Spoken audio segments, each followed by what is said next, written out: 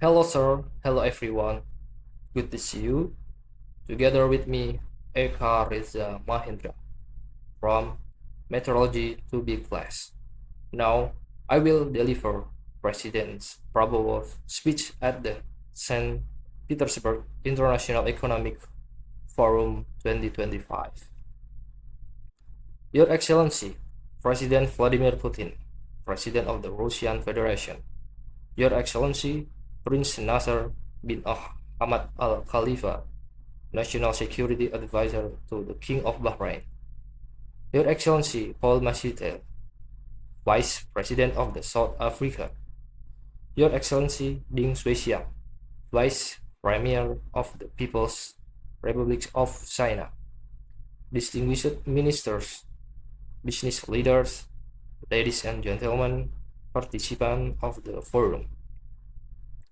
I am honored here today to be invited and to speak in this forum, the St. Petersburg International Economic Forum 2025. This forum is a forum that combines and gathers leaders from the West, the Global South, the East, and the where Eurasian meet.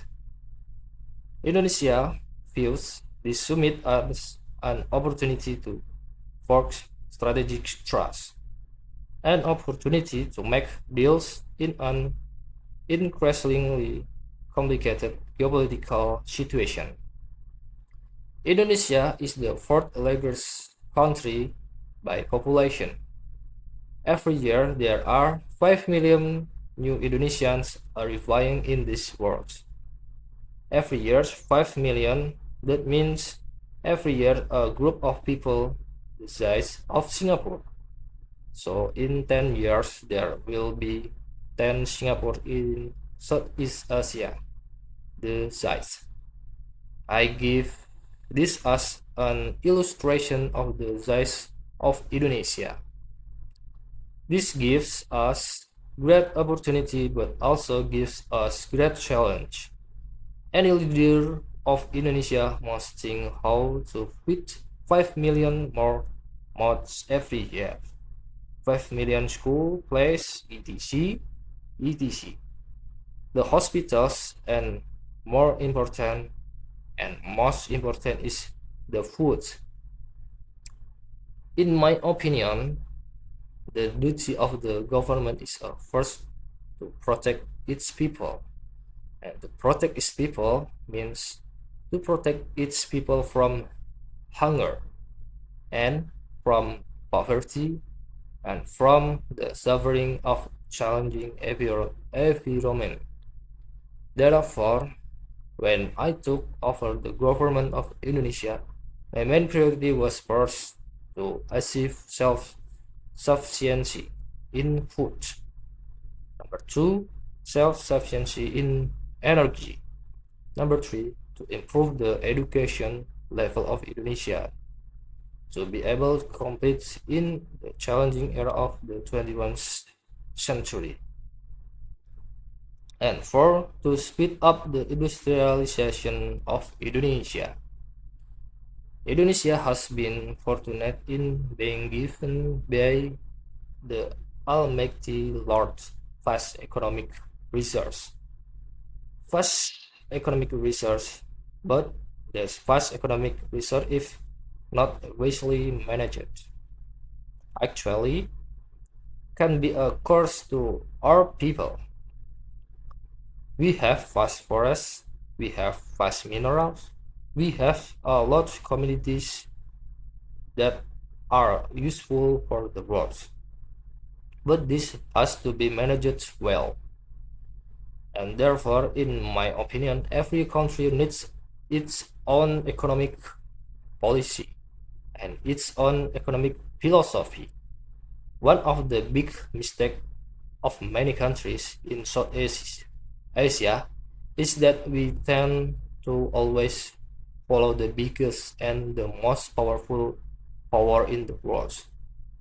In the last 30 years, we see the dominance of the neoliberal capitalist classical free market philosophy, which basically tend to be laissez-faire. and the Indonesian elite followed this philosophy.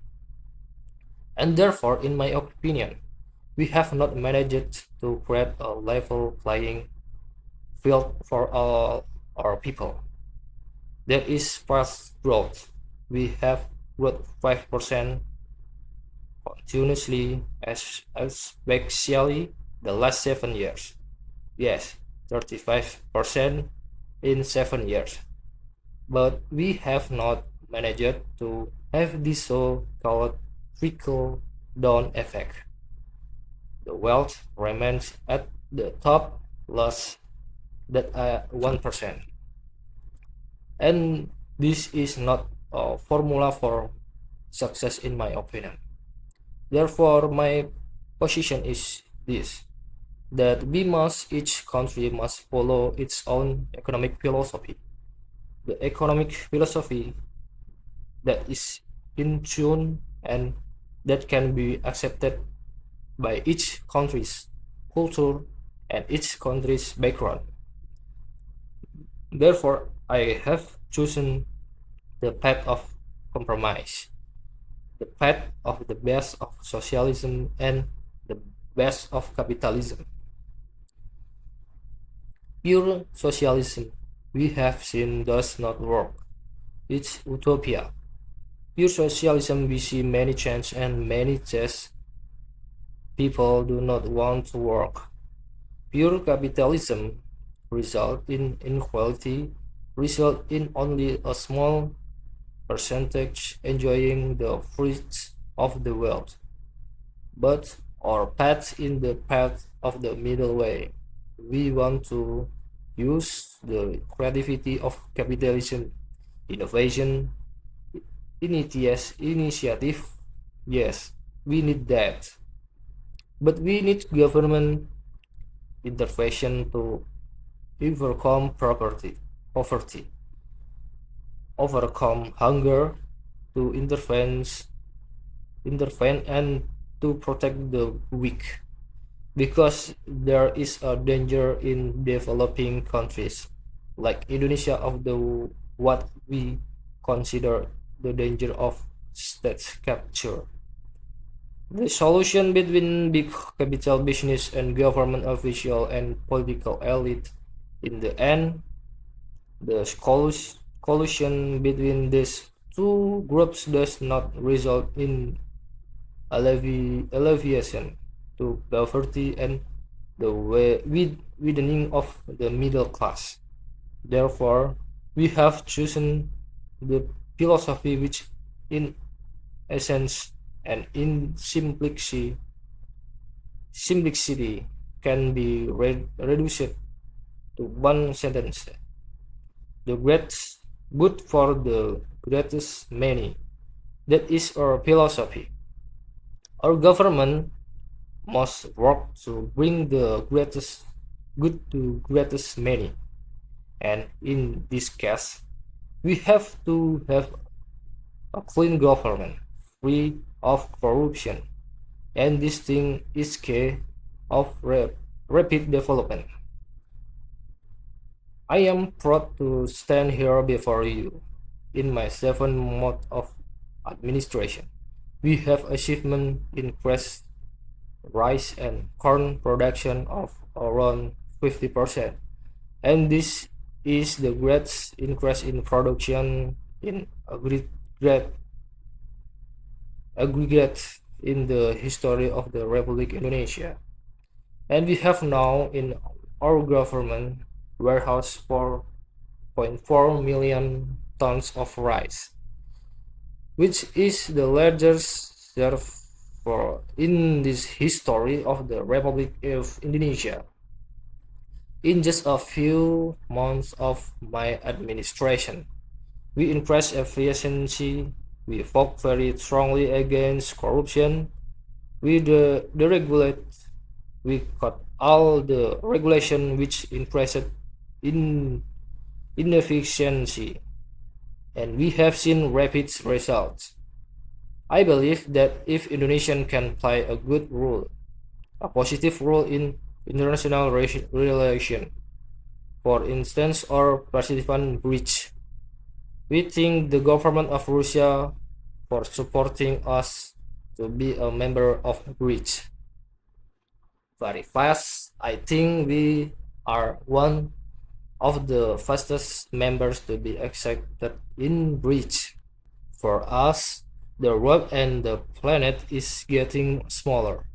We will work together with the year for peaceful collaboration, peaceful successions with all countries. We feel with sincere regret the escalation and increase of the conflict around the world, especially in the Middle East, and we hope that all parties can come to a peaceful resolution as soon as possible. I think, distinguished guests, I have come to the end of my short speech. I apologize if what I say is not what is expected of me, but what I say comes from my heart. Thank you very much.